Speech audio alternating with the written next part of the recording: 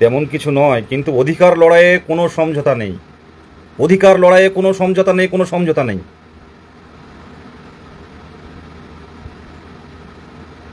আমাদের নন্দিতা ম্যাডাম বলছে হিরো, তো না না হিরো না, পুরোপুরি জিরো। যতক্ষণ না পর্যন্ত 2017 এই নন্দিতাদি খুব অল্প সংখ্যক, মানে অল্প কয়েকটা নাম্বারের জন্য কোয়ালিফাই করতে পারিনি। বয়স হচ্ছে,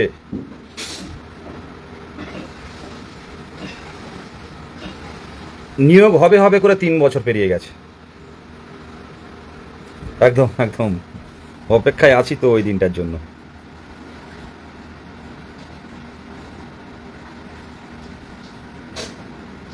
ইমরান ভাই থ্যাংক ইউ। হ্যাঁ, যে কথাটা সবচেয়ে প্রথমে বলবো, সিরিয়াস মুডে বলবো, আমি দেখতে পাচ্ছি না কতজন লাইভ দেখছে। একদম থ্যাংক ইউ, বিয়ে দাও। যে কথাটা প্রথমে, লাইভটা শেয়ার হচ্ছে একটু, যে কথাটা প্রথমে বলবো, আপনি আন্দোলন করছেন, আপনার আন্দোলন দেখে ওরা উপহাস করছে, কিন্তু ওরা জানে না এই আন্দোলন কত রূপ দিতে পারে,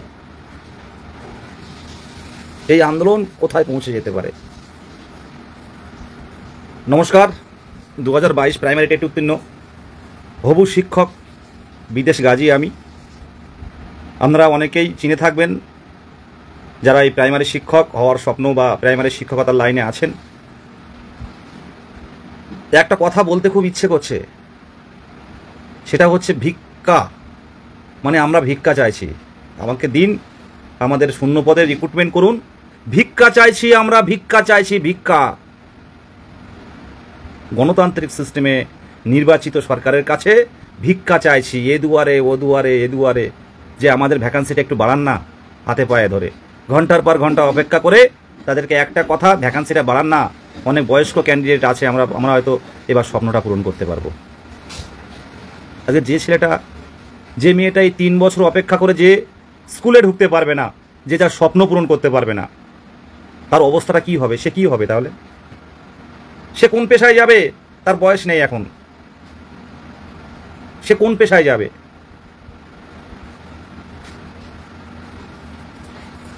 কেউ বলতে পারবেন এর উত্তর আছে?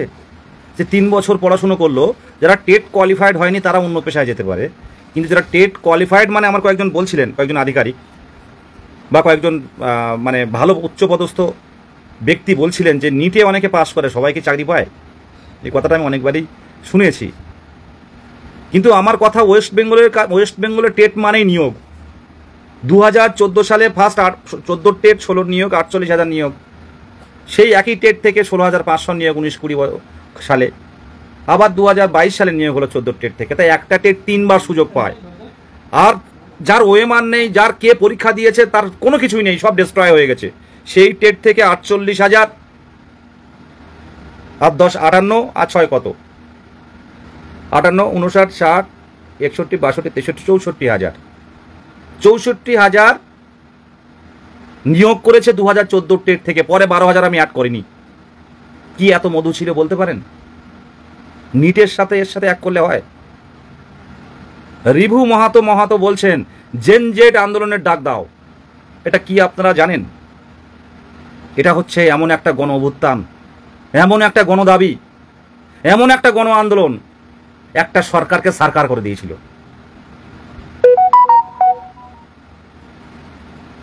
মানুষের যখন খাদ্য, বস্ত্র, বাসস্থান আর শিক্ষা, এখানে যদি মানুষের টান পড়ে, মানুষের অভাব হয়, তাহলে কিন্তু মানুষ ঘরে বসে থাকবে না।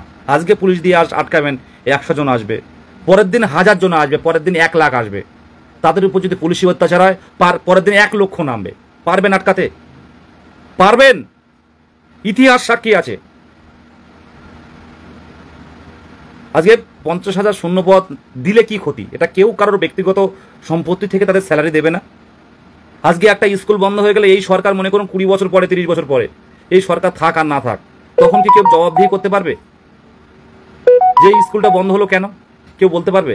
কেউ জবাবদিহি করে? আজকের যিনি মুখ্যমন্ত্রী, তিনি কি তার কাছে কেউ জিজ্ঞাসা করতে পারবে স্কুলগুলো বন্ধ করলেন কেন? আপনার এই 35 বছর কি 40 বছরে বা 22 বছরে কি 20 বছরে এতগুলো প্রাইমারি স্কুল বন্ধ হয়েছে?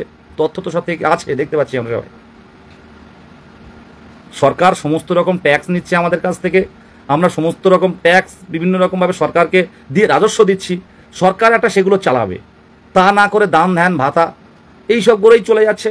পাড়ায় পাড়ায় সমাধান, কি দরকার পাড়ায় পাড়ায় সমাধান? পাড়ায় পাড়ায় তো আলাদা ডিপার্টমেন্ট আছে, পঞ্চায়েত আছে, আলাদা আলাদা পৌরসভা রয়েছে, কাউন্সিলর রয়েছে, এগুলো হোক। কিন্তু নিয়োগের বেলায় কাঁচকলা কেন? আবারও বলছি, প্রকল্প নিয়ে কোনো কথা বলছি না, নিয়োগের বেলায় কাঁচকলা কেন? কেন ভিক্ষা চাইতে হবে দুয়ারে দুয়ারে? এখানে ওখানে, ওখানে উনি বসেন, ওখানে গিয়ে হাতে পায়ে ধরতে হবে যে শূন্যপদটা বাড়ান, নাহলে আমরা পাবো না। ডিপিএসসি যদি শূন্যপদ, যে শূন্যপদ দিচ্ছে 75, 100, 200, 300, এই ভ্যাকান্সি যদি প্রাইমারিতে শুধু ডিপিএসসির উপর নির্ভর করে যদি প্রাইমারিতে নিয়োগ শুরু হয়, তাহলে ভাববেন 2022 স্টেট ম্যাক্সিমাম সব বঞ্চিত থেকে যাবে। আমরা ভেবেছিলাম হয়তো আগে ভ্যাকান্সি লিস্ট প্রকাশ করবে, আমার ব্যক্তিগতভাবে বলতে পারি যে ভ্যাকান্সি লিস্ট প্রকাশ করবে, ওইভাবে না। ভ্যাকান্সি লিস্ট প্রকাশ করে মাঝখানে হয়তো ডিউরেশন রাখবে না, হয়তো সাথে সাথে রিক্রুটমেন্টটা শুরু করে দেবে দ্রুত গতিতে, যাতে ছাত্রছাত্রীরা রাস্তায় না নামতে পারে।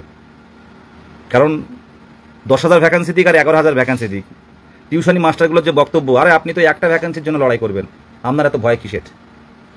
টিউশনি মাস্টাররা, কিছু কিছু মাস্টার আছে, ম্যাক্সিমাম বলতে গেলে, তারা এই আন্দোলন নিয়ে কোনো তাদের শুধু ব্যবসা, তাদের ব্যবসা। কতজন ভর্তি হচ্ছে 2,000, 2,500 টাকা করে নিয়ে ভর্তি হচ্ছে ইন্টারভিউয়ের জন্য, যে আপনি তো একটা, তারা আবার বলছে মাস্টাররা যে আপনি একটা ভ্যাকান্সির জন্য লড়াই করবেন, আপনি 20,000 হোক আর 10,000 হোক আর 5,000 হোক, সে ভেবে কী লাভ হবে? তাহলে ভেবে দেখুন, যদি একই সাথে নিয়োগ নোটিফিকেশান আসে, আপনারা রাস্তায় নামতে পারবেন না, আপনারা কীভাবে বলবেন বলুন? মাননীয় মুখ্যমন্ত্রীর কাছে আপনারা যেতে পারবেন না কোনোদিন, শিক্ষামন্ত্রীর কাছে কোনোদিন দেখা করবেন না, পরিষ্কারভাবে বলে দিয়েছেন বিকাশ ভবনে আমি দেখা করব না। আপনারা কি কার কাছে যাবেন বলুন? আজকে একটা নির্বাচিত সরকারের মুখ্যমন্ত্রী, একটা গণতান্ত্রিক পদ্ধতিতে নির্বাচিত সরকারের একটা শিক্ষামন্ত্রী, তাদের সাথে দেখা করতে পারবো না আমরা? ভাই এ কোন গণতন্ত্র? কোন গণতন্ত্র এটা? এটা কোন গণতন্ত্র আপনারা বলুন না? সব ক্ষেত্রেই বলছি কোন গণতন্ত্র এটা? আমরা কথা বলতে পারবো না? 3 বছরে একবার মুখ্যমন্ত্রী দেখা পেতে পারি না? দেখা তারা পেয়েছিল যারা ওই তিলোত্তমার আন্দোলন করেছিল। আন্দোলনটা এই লেভেলের হওয়া চাই, আন্দোলনটা আন্দোলনের মতো হওয়া চাই। 500 জন, 1,000 জন, 1,500 জন নামবেন, পুলিশ টানতে টানতে থানায় নিয়ে যাবে, কারা হাত ভাঙলো পা ভাঙলো দেখবে না। পুলিশের কাজ করবে, পুলিশ আমাদের শত্রু নয়, তাদের যা অর্ডার দেবে তার ছেড়াই করবে। আমরা কি করতে পারি? সে আমাদের করাটা হচ্ছে না কেন? আমি চাকরি প্রার্থী মঞ্চের প্রত্যেকটা টেট উত্তীর্ণদের বলবো যে এই জায়গাটা তৈরি হচ্ছে কেন? 3 বছরে নিয়োগ হয়নি কেন? আপনারা কোনো আন্দোলন করতে পারছেন না, আন্দোলনটা সেই লেভেলের হচ্ছে না। 11 তারিখে কেন চলে আসলেন? বিধানসভার সামনে বসে থাকা ভালো ছিল। এরা এমনিতে শুনবে না, এরা এমনিতে শুনবে না। আজকে আপনার বাবা মায়ের চোখের জল, পরিবারের চোখের জল, পরিবারের দারিদ্রতা ওরা দেখবে না। ওরা সুখে আছে, সত্যি ওরা সুখে আছে। ওরা আমার তোরটা নেই, তোরটা নিয়ে তেল লেগেছি। ওরা হচ্ছে আপনার বিষয়টা ওরা দেখবে না, আপনার দারিদ্রতা, আপনার যে রাতের কান্না, ওরা জিজ্ঞাসা করলেও হাসবে। ওরা এগুলো বুঝবে না, বুঝবে একদিন, বুঝবে। এইভাবে যদি চলতে থাকে একদিন বুঝবে। অর্থমন্ত্রী দেখেছিলেন তো নেপালের অর্থমন্ত্রীর হাল কি করেছিল? কারা কারা দেখেছিলেন বলুন দেখি?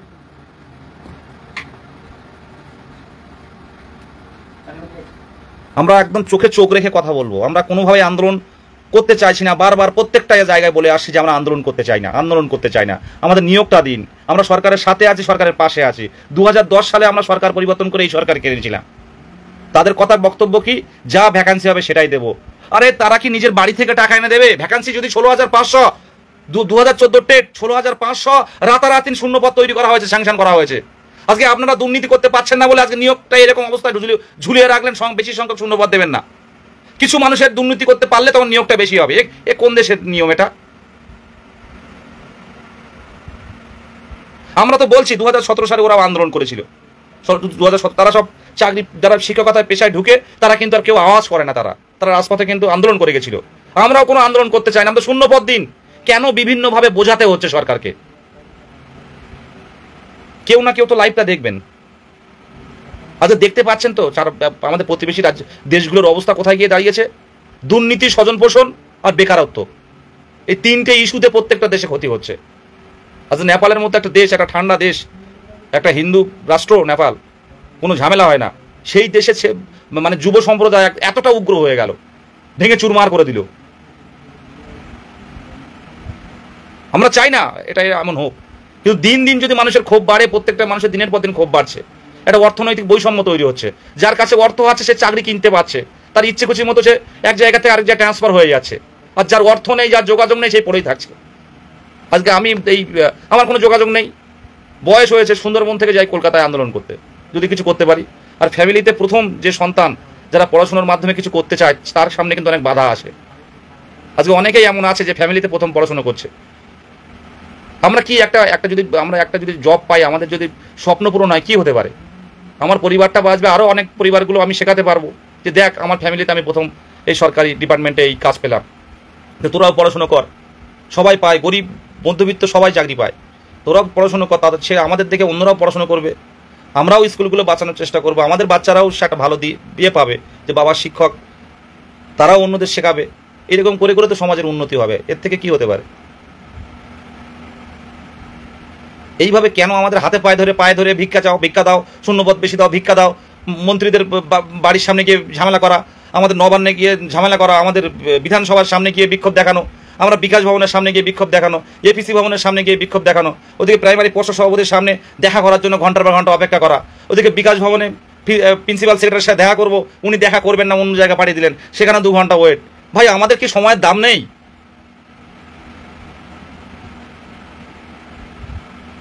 আমাদেরকে সময়ের দাম নেই? আমাদেরকে মা বাবা নেই? আমাদের ইচ্ছে হয় না একটা বিয়ে করতে, ইচ্ছে হয় না একটা সংসার পাততে, ইচ্ছে হয় না একটা সন্তান হবে তাকে মানুষ করব, ভালোভাবে বাঁচার অধিকার কি নেই আমাদের? তাহলে এইসব সমাজ, এই গণতন্ত্র কি হবে তাহলে যদি সেই ইচ্ছাটুকু পূরণ না হয়? আজকে আপনারা ভোটের বিনিময়ে ভোট করিয়ে দেওয়া হলো, আমাদের ভোট দেওয়া হলো, আমরা উপরে উঠে গেলেন, আপনারা হাজার হাজার সিকিউরিটি নিয়ে ঘুরে বেড়াচ্ছেন, আর আমরা কথা বলতে পারছি না। এ কোন গণতন্ত্র এটা? আজকে বিধানসভার সামনে গেল ওরা, বিধানসভার সামনে গেল অনেক বোনেরা, অনেক দিদিরা, অনেক হাত পা সব কেটে গেছে, পুলিশ টানতে টানতে ধরে নিয়ে গেল। এটা কি সমাধান? এটা কি সমাধান জিজ্ঞাসা করছি আমি। আজকে কোনো স্যালারি যারা চাকরি করছে, কোনো স্যালারিকে সরকার, কোনো মন্ত্রী নিজের বাড়ি থেকে দেবে? আমরা অন্যদিকে কোটি কোটি টাকা ব্যয় করতে পারেন, কিন্তু স্কুলগুলো বন্ধ হচ্ছে, ওদিকে দেখার কোনো আমাদের ইচ্ছে নেই। আবার বলবেন রাজনৈতিক নেতাদের মতো বক্তব্য হয়ে আছে। সামনের দিনে শিক্ষিত মানুষকে রাজনীতিতে আসা দরকার আছে। আমি ব্যক্তিগতভাবে এই বয়সে এসে মনে করছি, 30 ওভার বয়স রয়েছে, যে রাজনীতিতে আসার দরকার আছে, শিক্ষিত মানুষ রাজনীতিতে আসার দরকার আছে। কারণ রাজনীতি, পলিটিক্সই সব নিয়ন্ত্রণ করছে। আমরা হয়তো ভাবেন অনেকেই যে শিক্ষকতা বা অন্য পেশায় গেলে রাজনীতি করা যাবে না, কিন্তু সঠিক রাজনীতি করেছিল সুভাষচন্দ্র বোস, শরৎচন্দ্র, কাজী নজরুল ইসলাম। এই বসিরহাটে দাঁড়িয়েছিল এক সময় মুসলিম লীগ থেকে, তাদের জীবনী অনেক পড়েছি। রাজনীতিতে আসার দরকার, রাজনীতি সব কিছু নিয়ন্ত্রণ করে। আজকে যে প্রধানটা পাড়ার প্রধানটার কাছে জানতো, সই করতে গিয়ে কলম ভেঙে যাবে, কিন্তু সে জ্ঞান দিতে ছাড়বে না, সে অর্ডার মানে না কোনো।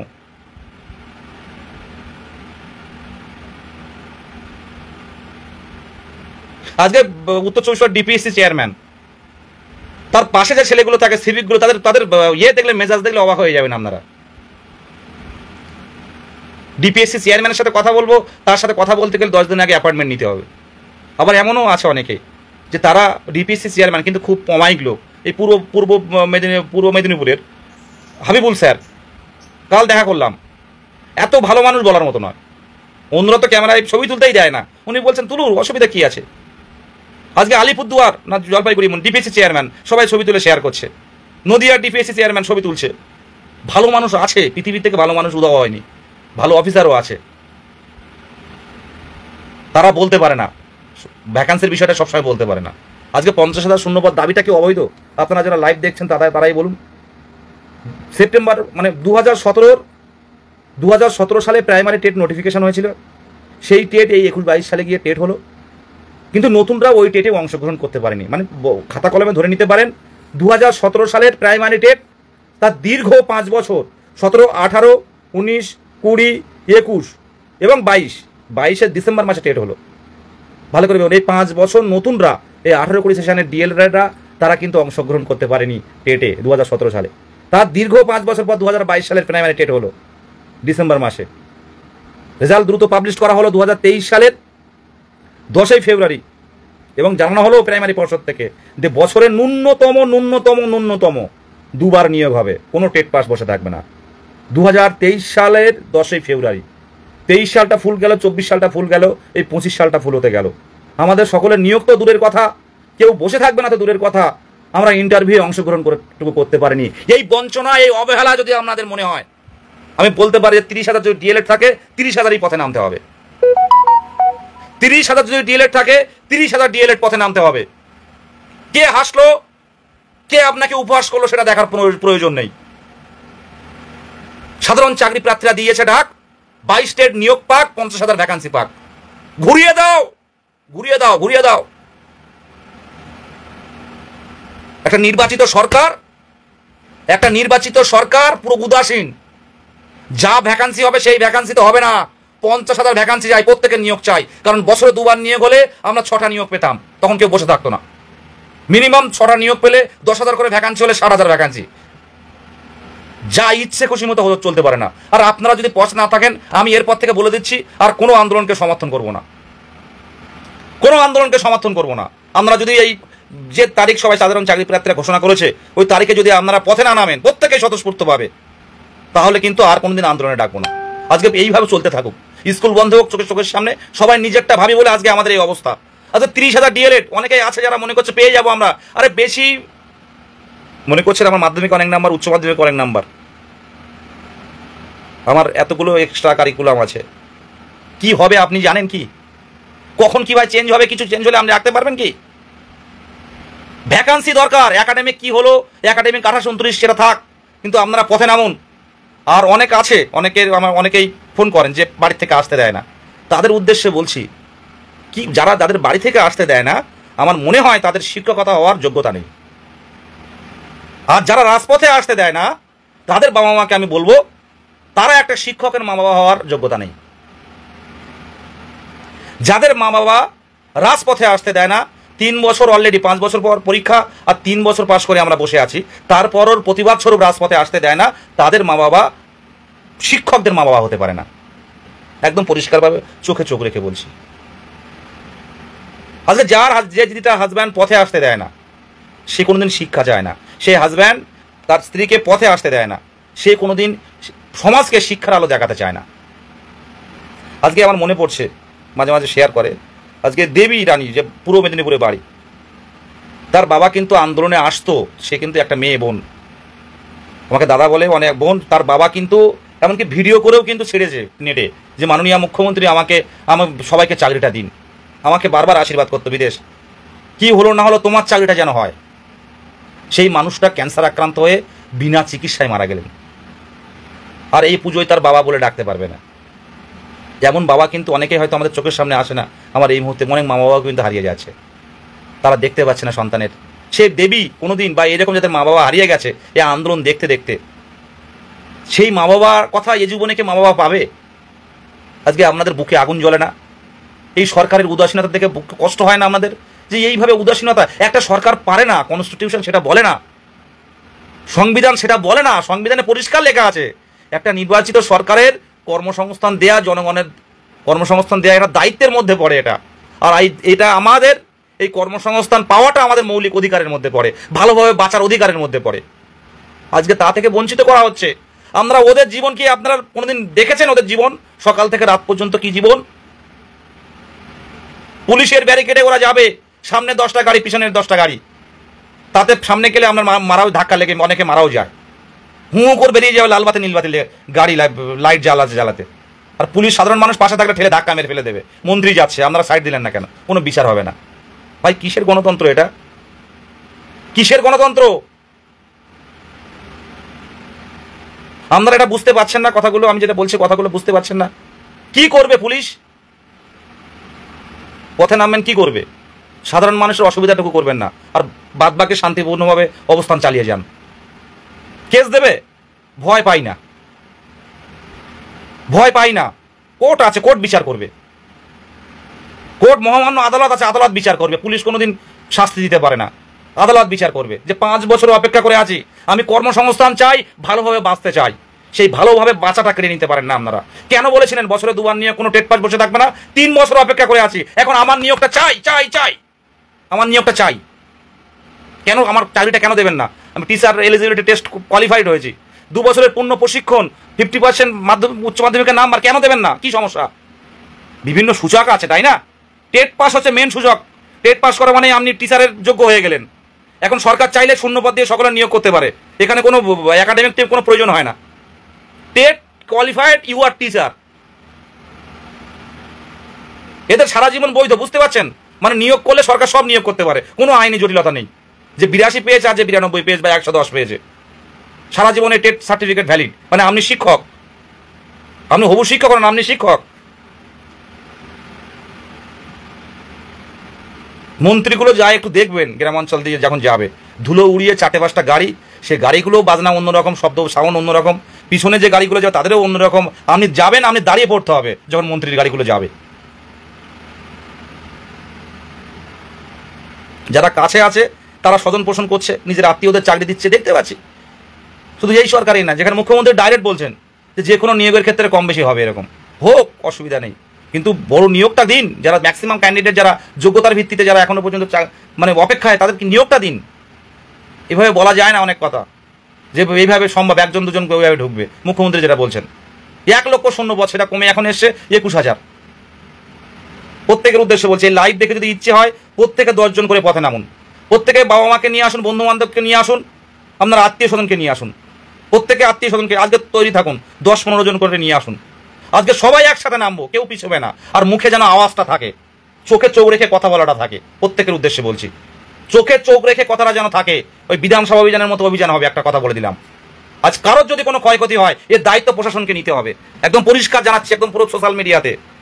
আন্দোলন করতে গিয়ে, ছুটতে গিয়ে পা ভাঙা কোনো গাড়ি, কোনো একটা দুর্ঘটনা ঘটলে এর দায় পুরো প্রশাসনকে নিতে হবে। নাহলে প্রশাসন জানিয়ে দিক যে 50,000 ভ্যাকান্সিতে আমরা নিয়োগ বের করছি, আরে 10-12-15,000 ভ্যাকান্সি দিয়ে নিয়োগ করলে এর নিয়োগ কিন্তু আমরা মানবো না। পরিষ্কার কথা বলছি, যেহেতু 3 বছর অপেক্ষা করে আছি, আর কোনো সমঝোতা নয়, আর কোনো সমঝোতা নয়। প্রত্যেকের উদ্দেশ্যে বলছি, এখানে কোনো নেতৃত্ব নয়, এখানে কোনো বিদেশ গাজী ডাক দিচ্ছে না। আমার ফেসবুক পোস্ট থেকে কিন্তু আমি একটাও এখন কবে আন্দোলন আমি শেয়ার করিনি। পুলিশ প্রশাসনকে দেখার অনুরোধ জানাই, এখানে কোনো নেতৃত্ব নেই যে নেতৃত্বর মাথাটা ধরে তার মাথাটা ঘুরিয়ে দেবেন, কোনো নেতৃত্ব নেই। আমরা কথা দিয়েছিলেন যে প্রিন্সিপাল সেক্রেটারির সাথে দেখা করাবেন, প্রিন্সিপাল সেক্রেটারি আমাদের সাথে দেখা করেননি। প্রিন্সিপাল সেক্রেটারি কী কারণে আছেন বলুন তো? অনেক কাজ আছে, বিকাশ ভবনে অনেক রকম কাজ আছে, কিন্তু তার থেকে 2 মিনিট সময় নেই বলে কথা বলার মতো। কি কারণে আছেন? যদি এত বড় বিশাল বিকাশ ভবন, সব এসি রুম, বিশাল লালবাতি নীলবাতি গাড়ি ঢুকছে, কাদের ভালোর জন্য ঢুকছে এগুলো? আমরা কথা বলতে পারবো না? কিসের ভিআইপি বলুন তো, কিসের ভিআইপি? সবাই তো মানুষ, আমরা মানুষের স্বার্থে আছে। 2 মিনিট কথা বলা যায় না? চা খেতে খেতেও তো 2 মিনিট কথা বলা যায়। সিস্টেমটা পরিবর্তন দরকার আছে, এই সিস্টেমটা পরিবর্তন দরকার আছে। আর এইভাবে ছোট্ট ছোট্ট ক্ষোভ কোন দিন আসলে পড়বে রাজপথে, সেদিনই বুঝবেন, সেদিনই বুঝবে যারা নিজের চেয়ার পেয়ে, নিজের ক্ষমতা পেয়ে অপব্যবহার করছে। মানুষ ভালো আছে, অনেক বড় বড় অফিসার আছে, তারা কিন্তু এগুলো খুব মেনটেন করেন, যে সাধারণ মানুষ আসবে আমার সাথে কথা বলবে, পুলিশ থাকবে কেন, আমি নর্মালি কথা বলবো। এমন অনেক মানুষ নেই না, কিন্তু ম্যাক্সিমাম অফিসার, ম্যাক্সিমাম নেতা মন্ত্রী, এরা পুরোপুরি এরা সাধারণদের সাথে কথা বলতে গেলে অনেক রকম প্রোটোকল মানে। আরে সাধারণ মানুষের ভোটে তারা মন্ত্রী হয়, এত কিসের প্রোটোকল? আজকে বিকাশ ভবনে শিক্ষামন্ত্রী দেখা করবেন না। আজকে কেউ যদি বলে যে আন্দোলন তোমরা সরকার বিরোধী করছো, আমি একটা কথা পরিষ্কারভাবে বলবো, যে সরকার বিরোধী কেউ নয়। এই সরকার প্রত্যেকেই, যারা এই টেট উত্তীর্ণ আছে, প্রত্যেকেই কিন্তু ভোটের মাধ্যমে এই সরকার নির্বাচিত করে। প্রত্যেকেই 2010 সালে আর একটা সরকারকে উৎখাত করে, বাম সরকারকে উৎখাত করে এই মুখ্যমন্ত্রী কেড়েছিলেন। আর আন্দোলনের কথা কেউ যদি বলেন, আন্দোলনটা কিভাবে রাজপথে হচ্ছে, আবারও আমি বলছি, তখন ফার্স্ট ইয়ারে পড়ি, এই একটা সরকার ছিল, ছাত্র হিসাবে মুখ্যমন্ত্রী পরিবর্তন, মানে তখন নেত্রী মমতা ব্যানার্জি পথে নেমেছিল, আইন অমান্য করছিল কলকাতায়। সেই আইন অমান্যে কিন্তু আমিও গেছিলাম। আবারও বলছি, যারা বলে না যে বিরোধিতা করে কাজ করছে, সেই আইন অমান্যে আমিও গেছিলাম। আমি কোনো রাজনীতি করতে যাইনি, আমি একটা ছাত্র হিসাবে গেছিলাম, নিয়ে গেছিল বলে। সেখানে মুখ্যমন্ত্রী, আজকের নেত্রী, মুখ্যমন্ত্রী সেদিনের নেত্রী, প্রেসিডেন্সি জেলে ছিলাম, সেদিনও কিন্তু আইন অমান্য হয়েছিল।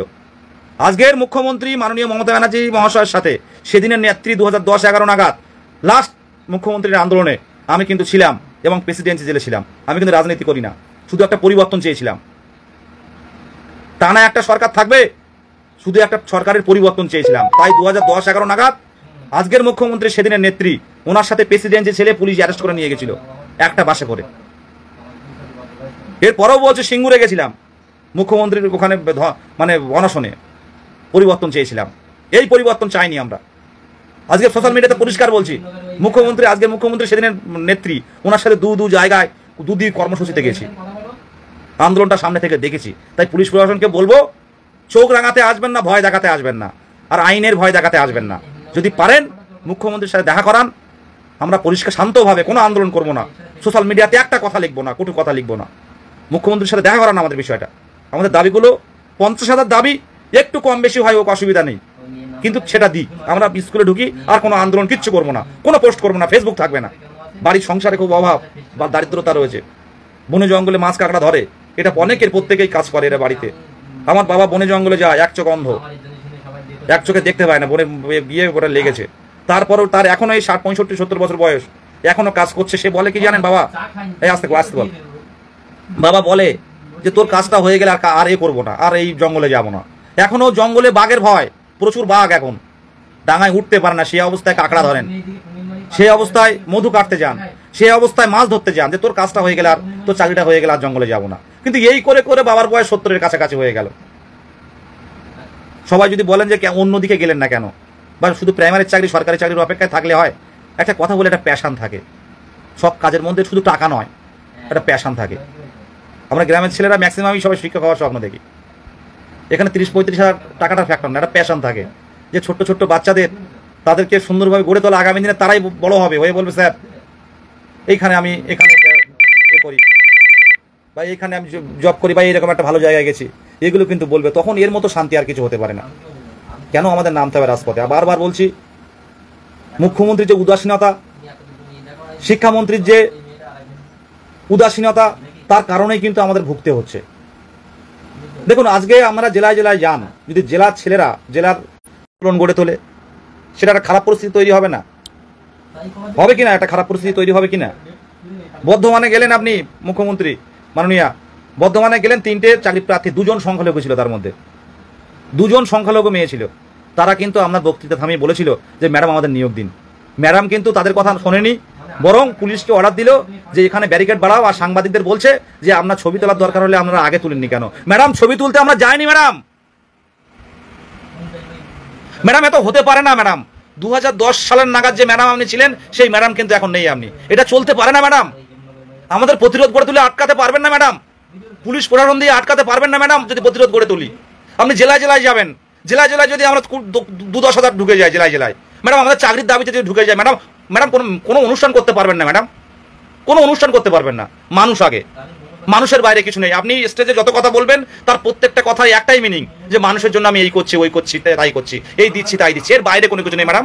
ম্যাডাম, অর্থনৈতিক বৈষম্য কেন হচ্ছে ম্যাডাম? ম্যাডাম, স্বজন পোষণ কেন হচ্ছে ম্যাডাম? ম্যাডাম, বেকারত্ব কেন বাড়ছে ম্যাডাম? ম্যাডাম, দুর্নীতি কেন হচ্ছে ম্যাডাম? অযোগ্যরা কারা ম্যাডাম? ম্যাডাম, এগুলো উত্তর পাবো ম্যাডাম?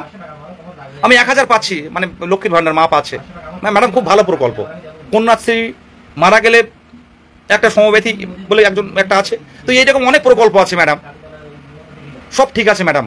কিন্তু স্কুল বন্ধ হচ্ছে কেন ম্যাডাম? এই 2215টা প্রাইমারি স্কুল শিক্ষক শূন্য বা একজন শিক্ষক নিয়ে চালানো হচ্ছে ম্যাডাম, হচ্ছে কেন ম্যাডাম? ম্যাডাম, আপনার আমলে এই যে 10-15 বছরে কটা প্রাইমারি স্কুল নতুনভাবে তৈরি হয়েছে ম্যাডাম? বলতে পারেন ম্যাডাম? পারবেন না, উত্তর দিতে পারবেন না, উত্তর দিতে পারবেন না।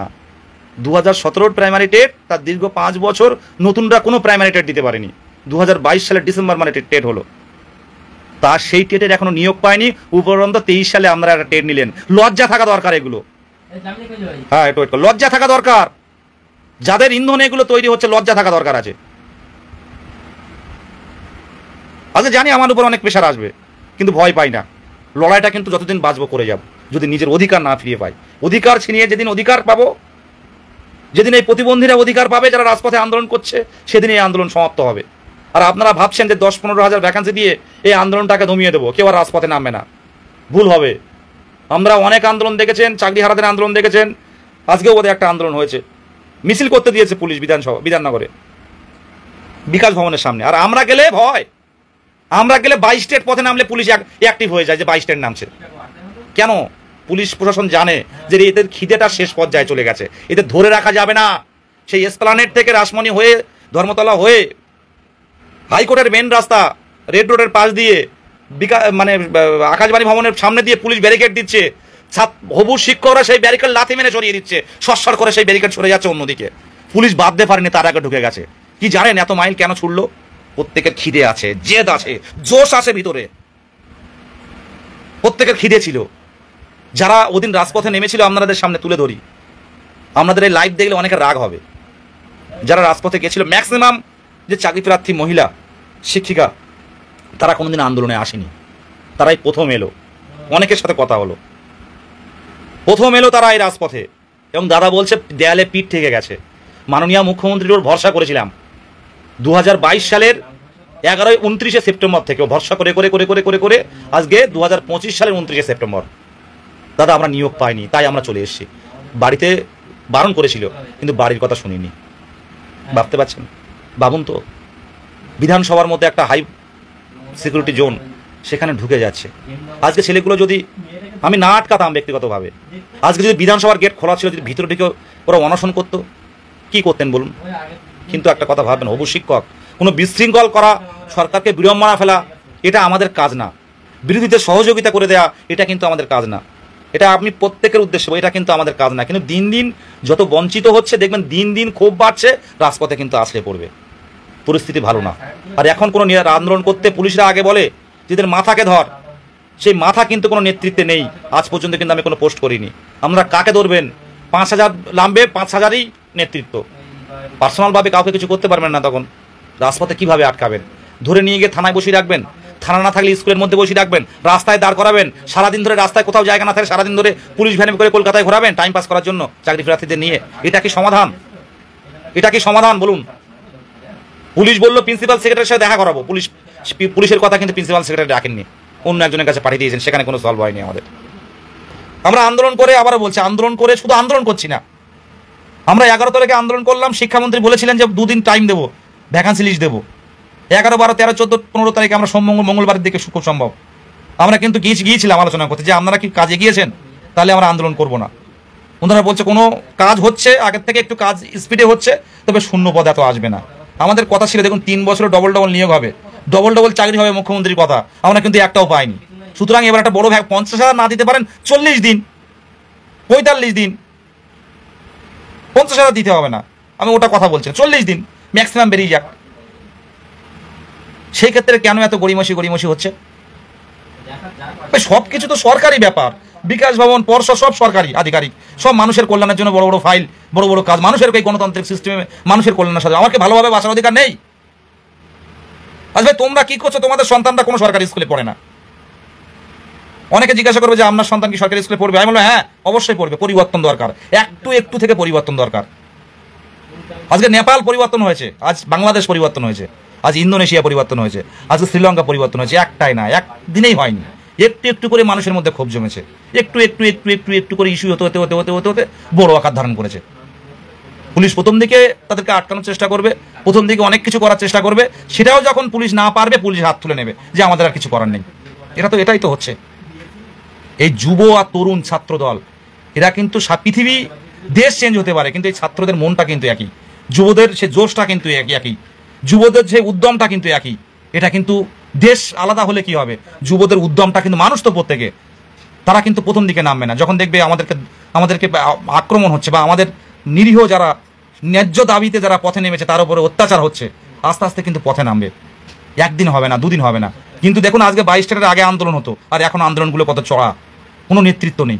পুলিশ প্রশাসনকে বলবো, যে ডেট আপনারা দেখেছেন, আমি এখনও ডেট মুখে উচ্চারণ করিনি, যে ডেট আপনারা দেখেছেন এর মধ্যে অন্তত মুখ্যমন্ত্রীর সাথে দেখা করুন। যদি আন্দোলন থামাতে চান, আমরা আন্দোলনের একদিন আগে থেকে ফোন করা শুরু করবেন। সেটা না করে যদি আন্দোলন থামাতে চান, এই কয়েকদিনের মধ্যে আমাদের মাননীয় মুখ্যমন্ত্রীর সাথে দেখা করিয়ে দিন। মাননীয় মুখ্যমন্ত্রীর হাই প্রোফাইল, আমি সেখানে যাচ্ছি না। আপনি অন্তত প্রিন্সিপাল সেক্রেটারি, পর্ষদ সভাপতি, ওনাদের দুজনের একসাথে বসিয়ে আমাদের কথা বলান এবং 50,000 শূন্যপদের দাবিগুলো রাখবেন, তাহলে আমরা আন্দোলন সব রকমভাবে তুলে নেব।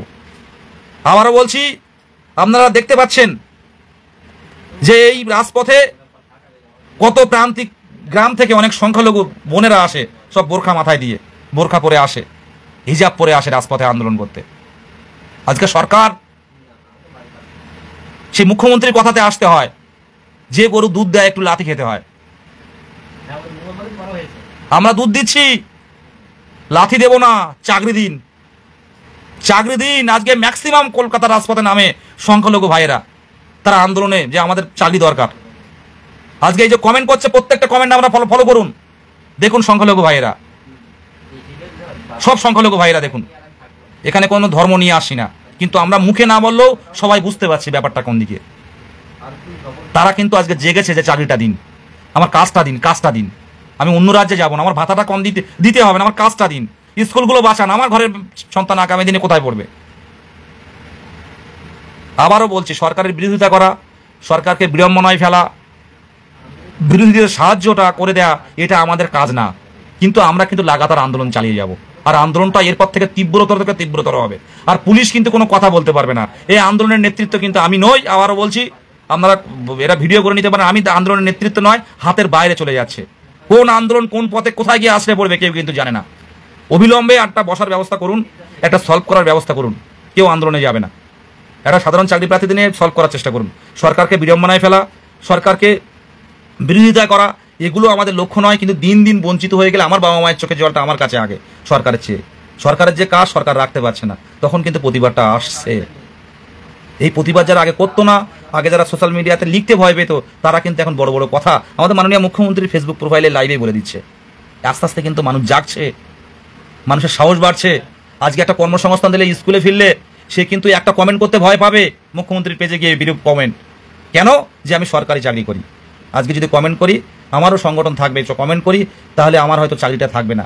কেন কমেন্ট করব? আমার কাজ হচ্ছে শিক্ষকতা করা, আমি এর মধ্যে কেন ঢুকবো? আর সোশ্যাল মিডিয়াতেও বা কেন লিখবো? কোনো কিছু যদি সমস্যা হয়, আমাদের নিজেদের মধ্যে আলোচনা করে এটা সলভ করতে হবে, চিঠি লিখে জানাতে হবে। কিন্তু এই যে ছাত্রদল বা স্টেট, ওই বিক্রম সদানন্দ, ওই মিজানুর ভাইরা, সদানন্দ দ্বারা, ওরা কিন্তু একভাবে ওই সদানন্দ দ্বারা দেখছে, বেসরকারি কাজ করে, সারাদিন কাজ করার পর এখন লাইভ দেখছে। তার বয়স 40-এর কাছাকাছি। একবার করে ফোন করে, দাদা এই সময় সন্তানটা খুব দরকার, এই সময় সন্তান আসবে, লজেন্স চাইবে, ক্যাডবেরি চাইবে, পিছনে এসে ধরবে, বাবা লজেন্স দাও, ক্যাডবেরি দাও, খাবো বাবা। এখন দাদা বিয়েটা করে নাও। তা বলছে বিয়ে করলে আমি টানতে পারবো না, বাবা প্যারালাইসিস রুগী, করোনার সময় ফুচকা বিক্রি করেছে, করোনার সময়। এখন যা কাজ করে 5-7 হাজার টাকা পায়, এইদিকে কাজ করে কলকাতার দিকে, বাড়ি যাওয়ার সময় আবার খাতা কিনে নিয়ে যায় কলেজ স্ট্রিট থেকে, বাড়ির পাশে আশেপাশে দোকানে দেয়, সেখান থেকে যদি পথ খরচটা বেরিয়ে যায় রবিবার করে। দাদা আমার একটা বিয়ে করার খুব প্রয়োজন, কিন্তু করতে পারছি না, ভাবতে পারছি না এর থেকে কি হতে পারে। সে ভালোভাবে বাঁচতে পারছে না, তার জীবন যৌবনটা সে অন্য ছেলে মেয়ে দেখে সে ভাবছে, বাচ্চা সন্তান দেখে ভাবছে, যদি আমার এরকম একটা সন্তান, আমি ঠিক টাইমে বিয়ে করতে পারতাম, তাহলে হয়তো এমন একটা সন্তান আমার হতো। ভাবতে পারছে না, হয়তো আমার এমন একটা সন্তান হতো। ওই সদানন্দা দেখছে তাকিয়ে, তার ব্যাকআপ নেই। অনেকের এই বিক্রমের ব্যাকআপ আছে, ও কিন্তু অলরেডি বিয়ে করে নিয়েছে। ওর বাবা একটা চাকরি করেন, হাই স্কুল টিচার, উনি কিন্তু বিয়ে করে নিয়েছেন, এবং তার ড্রেস দেখলেও পাঞ্জাবি পরে বসে আছে, কিন্তু সদানন্দা একটা জামা পরে ইন করে আছে। তার ব্যাকআপ নেই, তার বাবার ওষুধ কিনতে হয় মাসে মাসে। তাই বলছি, এরকম সদানন্দ, এমন পৃথ্বীরাজ, এমন দারিদ্রতার সাথে লড়াই করে, ওই শহর যান ক্যানিংয়ের দারিদ্রতার সাথে তাদের লড়াই করে সে আসে কলকাতার রাজপথে। শিক্ষক দিবস এসেছিল, আমি কটা ভিডিও শেয়ার করেছি। আপনাদের কষ্ট হয় না? আজকে ক্যানিং থেকে আসছে, ক্যানিং থেকে, তার সাথে একজন ছাড়া না এলে চলতে পারে না, কারণ তার সাথে হুইল চেয়ার রয়েছে, হুইল চেয়ার নিয়ে সে চলতে পারে না। তার যে প্রতিবন্ধী রোগ, তার নাম হচ্ছে মায়োপ্যাথি। তার হাত পা ছোট হয়ে যায় বেশি হাঁটলে, তার এনার্জি থাকে না, শুয়ে পড়ে ওইভাবে। আপনাদের কষ্ট হয় না? এই প্রতিবন্ধীরা বাদ চলে যাবে, কষ্ট হবে না? 3 বছর অপেক্ষা করার পর, কোনো চাকরি প্রার্থী 3 বছর অপেক্ষা করার পর, আজ কোনো চাকরি প্রার্থী যদি সে চাকরি না পায়, শিক্ষকতার পেশায় না ঢুকতে পারে, আজকে সে কি করবে বলুন? আজকে কি করবে বলুন? আজকে যে চাকরি প্রার্থীরা 3 বছর পর, আমার সারাদিন ধরে এত ফোন আসে, অনেকেরই ফোন রিসিভ করতে পারে না, আমি নিজে দুঃখিত, কিচ্ছু করার নেই। যে চাকরি প্রার্থী আজকে পাবে না এই 3 বছর, ওদিকে 5 বছর পর পরীক্ষা, 3 বছর বসে থেকে পাশ করে 8 বছর পর কেউ যদি বাদ চলে যায়, সে কি হবে? সে কি আদৌ বেঁচে থাকবে? সে কি আদৌ স্বাভাবিক থাকবে, না ডিপ্রেশনে চলে যাবে? এটা আপনাদের কাছে বলা থাকলো। এই বলে আমি লাইভ শেষ করছি। কেন 50,000 দরকার? আজকে 5 বছর পর পরীক্ষা পাশ করে 3 বছর পেরিয়ে গেছে। আজকে যদি কোনো চাকরি প্রার্থী বাদ চলে যায়, তার অবস্থাটা কি হবে? সে কি স্বাভাবিক থাকবে, না ডিপ্রেশনে চলে যাবে, না কোন পথ অবলম্বন করবে? এটা সরকারের কাছে থাকলো, পুলিশ প্রশাসনের কাছে থাকলো। আর পুলিশ প্রশাসনের কাছে শেষ কথা বলবো, সুযোগ করে দিন। বিধানসভায় অভিযানে অনেক পুলিশ অফিসার আমাদের সুযোগ করে দিয়েছিল যে আপনারা বসুন, ন্যায্য দাবি। প্রত্যেক পুলিশ অফিসারকে বলছি, বিধানসভায় অনেক অফিসার আমাদেরকে রেডি করে যে আপনারা বসুন, আমাদের ন্যায্য দাবি, আমরা এতই 3 বছর ধরে আপনাদের আন্দোলন দেখে আসছি। অনেক পুলিশ অফিসার বলছে আমাদের ন্যায্য দাবি, আমার সন্তানও আপনাদের মধ্যে আছে। অনেক পুলিশ অফিসার বলছে আমার সন্তানও আপনাদের মধ্যে আছে, আমাদের ন্যায্য দাবি, আন্দোলন চালিয়ে যান। আর মন্ত্রীদের সামনে তারা কিন্তু সেলুট ঠোকে, কিন্তু পিছনে কিন্তু এই কথাটাই বলে যে ন্যায্য দাবি, এখান থেকে ফিরবেন না। আর যে কোর্টে যিনি আছেন, কোর্টে আমাদের মহামান্য বিচারপতিরা, তারাও জানে এদের ন্যায্য দাবি। 5 বছর পর পরীক্ষা, 3 বছর টেট পাস করে বসে আছে, তারা বিচার করবে, ওনারা বিচার করবে। একটা কথা বললাম যে করতে পারে, প্রতিবন্ধী যারা ক্যান্ডিডেট রয়েছে তাদের দুঃখ কষ্ট যন্ত্রণা যদি থাকতো 3 বছরে অনেক আগে নিয়োগ হতো। আর 3 বছরে 6টা নিয়োগ পেলে 10,000 করে ভ্যাকান্সি হলে মোট 60,000 ভ্যাকান্সিতে নিয়োগ হতো। আজকে আবারও বলছি, কোনো মন্ত্রী তার নিজের বাড়ি থেকে, নিজের জমানো অর্থ থেকে আমাদের বরাদ্দ করবে না। আমাদের ন্যায্য হকের দাবি ছিনিয়ে নিতে প্রত্যেকেই পথে নামবেন, তারপর যা হবে দেখা যাবে। ছাত্রদল, তরুণ, সারা বিশ্বের তরুণ সব এক, বিশ্বের তরুণের উদ্যম সব এক। আজকে একটা ক্যান্ডিডেট বাদ গেলে হবে না, 50,000 চাই তো চাই, এটা বলেই শেষ করলাম। আর পুজো, আমাদের কোনো পুজো নেই। আর 21,500 যিনি বলছেন, 21,500 আমরা চাই না, এটা ডবল দরকার, এটা ডবল দরকার। 21,000 যারা বাদ যাবে তারা কি করবে? এই 5 বছর পর, 7 বছর পর পর নিয়োগ হচ্ছে, কোনো কথা হবে না। আমাদের পরিষ্কারভাবে বলছি, এই যে এত লাইভ করছি, এত চিৎকার চেঁচামেচি করছি, এত রাগ দেখাচ্ছি, আমাদের নিয়োগ দিন, স্কুলে ফিরি, আমরা কোনো আওয়াজ করবো না। আজকে যে চাকরি হারাদের আপনারা দেখতে পাচ্ছেন, এরা কোনোদিন কিন্তু মাইকে বলতো না, এরা এখন বলছে। ওরা কিন্তু কোনোদিন কেউ চিনতও না। যে চাকরি হারারা আমরা দেখি বিভিন্ন মিডিয়ায়, তাদের কেউ চিনতো না, তারা কিন্তু শিক্ষকতা করতো। আজকে তারা রাজপথে আন্দোলন করছে ন্যায্য দাবিতে। আমরাও চাকরি পেয়ে গেলে, আমরাও শিক্ষকতায় যোগদান করলে আমরাও কোনো আন্দোলন করবো না। প্রত্যেকের নিয়োগ দিন, যদি ভালো চান প্রত্যেকেরই নিয়োগ দিন। বাংলার ঘরে হাড়ি চড়বে, বাংলার চাকরি প্রার্থীরা আনন্দ করবে, বাংলার চাকরি প্রার্থী 2022 প্রাইমারি টেট উত্তীর্ণ সরকারের পাশে থাকবে, এটা কিন্তু বুঝতে হবে। স্বেচ্ছাচারিতা করবেন না, ইচ্ছে খুশি মতো নিজের স্টেপ নেবেন না, শূন্য পদ যা হবে তাই হবে এরকম নেবেন না। একটু সহানুভূতির সাথে দেখুন, ক্ষোভ কিন্তু একটু একটু করে বাড়ে, একটু সহানুভূতির সাথে দেখুন। প্রত্যেকের উদ্দেশ্যে বলছি, সহানুভূতির সাথে দেখুন, প্রত্যেক আধিকারিকদের উদ্দেশ্যে বলছি। এটা শুধুমাত্র যা হয়েছে তাই নয়। দেখুন চাকরি প্রার্থীরা যারা আমরা আছি, এদের ম্যাক্সিমাম অনেকের ওল্ড এজ, বয়স পেরিয়ে গেছে, এরা এবার বাদ চলে গেলে আর হবে না। আর এ জন্মে এরা আর নিয়োগে অংশগ্রহণ করলেও মানে সবসময় হেরে যাবে, যা পরিস্থিতি তৈরি হচ্ছে। প্রত্যেকেরই নিয়োগ দিন, এটা বলেই শেষ করলাম। ধন্যবাদ প্রত্যেককে, ধন্যবাদ এতক্ষণ ধরে লাইভ দেখার জন্য। আর কোনো ভুল ত্রুটি হলে পুলিশ প্রশাসন, আধিকারিক, ক্ষমার প্রার্থী। একটা কথা মাথায় রাখবেন, আপনার ঘরের সন্তান যদি এই পরিস্থিতি তৈরি হতো, আজকে সেও এমন পরিস্থিতি, এমন জায়গায় তৈরি হতো। আজকে আমাদের ব্যাকআপ নেই, আমাদের বাবা নেতা মন্ত্রী নয়। আজকে নেতা মন্ত্রী তাহলে যুবরাজ হয়ে বসে থাকতাম হয়তো। ভাবতে পারছেন? দিন, আপনারা যা করুন, যা খুশি করুন, একটা নিয়োগ দিন, একটা স্বচ্ছ নিয়োগ দিন, যাতে গরিব মানুষের এই প্রাইমারিতে যারা আসে, কত স্যালারি, প্রাইমারিতে যারা আসে তারা কি বিশাল বিশাল ঘরের সবাই, কোটি কোটি টাকার মালিক, তারা একটা প্যাশন থাকে যে আমি শিক্ষক হব। এই জায়গাটা আসুন। প্রত্যেকেই অসংখ্য ধন্যবাদ লাইভ দেখার জন্য। আর একটা কথা, আজকে রাত্রে থেকে কল করুন, আর আপনি আসুন, বাবা মাকে নিয়ে আসুন, মাকে নিয়ে আসুন। অসুস্থ মা পুলিশ দেখুক, পুলিশ দেখুক। আর একটা কথা, আন্দোলনটা এমনভাবে করুন যেন একটা আলোচনা তৈরি হয়। পুলিশ ধরে নিয়ে যাবে, আর পুলিশকেও বলবো ধরে নিয়ে যাবেন না, সুযোগ করে দিন, বসুক সবাই, আমরা বসে একটা আলোচনা করি, তারপর আমরা সিদ্ধান্ত নেব। আমরা কোনো অশান্তি করব না, কোনো অগণতান্ত্রিক কাজ করব না, কোনো ঝামেলা করব না, কোনো যারা রাস্তাঘাটে যাতায়াত করে সাধারণ মানুষজন তাদের অসুবিধা করব না। আমাদের বসার জায়গাটা তৈরি করুন। এইগুলো শেষ করছে। আর প্রত্যেকের ভিতরে একটা কথা বলো, যদি সত্যি স্বপ্ন থাকে, এই পুজো আসছে, অলরেডি হালকা হালকা ঠান্ডা পড়ছে প্রত্যেক দিকে, কিন্তু বাজনা শুরু হয়ে গেছে, ঢাক বাজানো শুরু হয়ে গেছে, মাঝে মাঝে কানে আসছে। এই মহালয়া আসছে, কত আনন্দ আমরা করি, কিন্তু আমাদের মনে সেই আনন্দ নেই। সেই আনন্দ নেই, আমরা সবাই অসুস্থ।